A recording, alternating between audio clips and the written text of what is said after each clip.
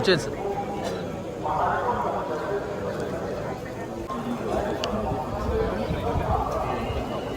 Prepare చేస్తున్నాడు.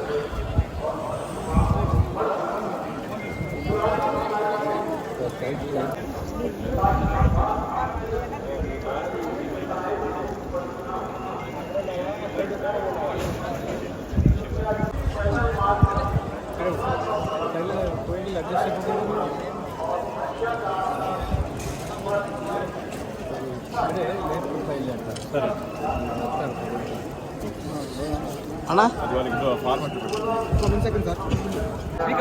శ్రీకాంత్ శేఖర్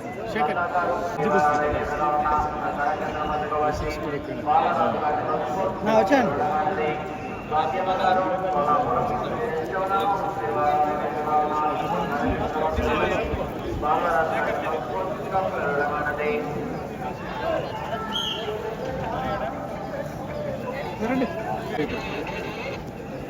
శేఖర్ మంచి అట్లుంటే అక్కడ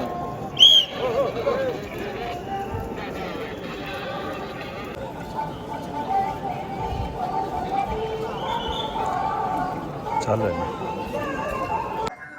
వైకుంఠ ఏకాదశి పర్వదినం పురస్కరించుకొని ఈ పవిత్రమైనటువంటి 10 రోజుల్లో వైకుంఠం ద్వారా వాళ్ళ దర్శనం చేసుకోవడానికి భక్తులు దేశవ్యాప్తంగా కూడా తరలి రావడము. ఈరోజు నేను వైకుంఠ ద్వాదశి పురస్కరించుకొని స్వామివారిని దర్శించుకోవడం ధన్యునిగా భావిస్తూ ఉన్నాను. భక్తులు కూడా స్వామివారి దర్శనం నిమిత్తము ప్రతి ఏటా మాదిరిగానే ఈసారి కూడా లక్షల సంఖ్యలో ఇవాళ స్వామివారి దర్శనం కోసం విచ్చేసిన సందర్భంగా మన తిరుపతిలో జరిగిన సంఘటన చాలా దురదృష్టకరం. దాదాపు 6 మంది భక్తుల తొక్కిసలాటలో చనిపోవడము అది నిజంగా విచారకరమైన విషయము.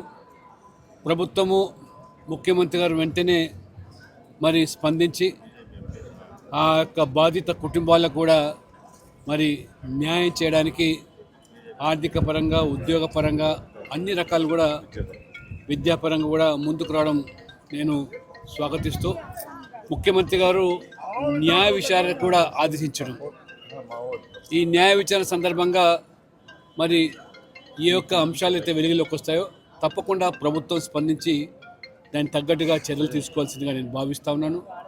మరి ఇంత పెద్ద ఎత్తున జరిగేటువంటి ఉత్సవాల్లో మరి ఈ దురదృష్టకరమైన సంఘటన అది నిజంగా ఆ కుటుంబాలకు అది తీరని లోటు.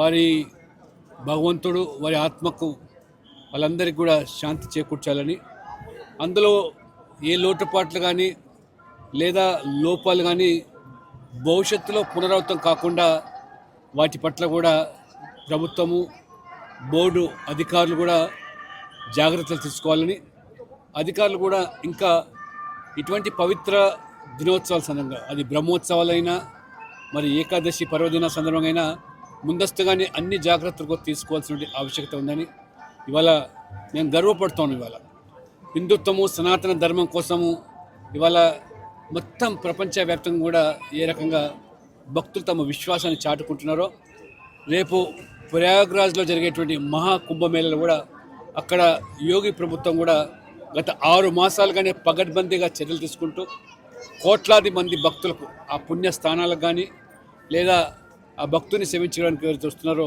అన్ని జాగ్రత్తలు తీసుకోవడం జరుగుతుంది. కాబట్టి సనాతన ధర్మం యొక్క విలువలను ఈనాటి సమాజము ఈనాటి యువత కూడా గమనిస్తూ ఉన్నది.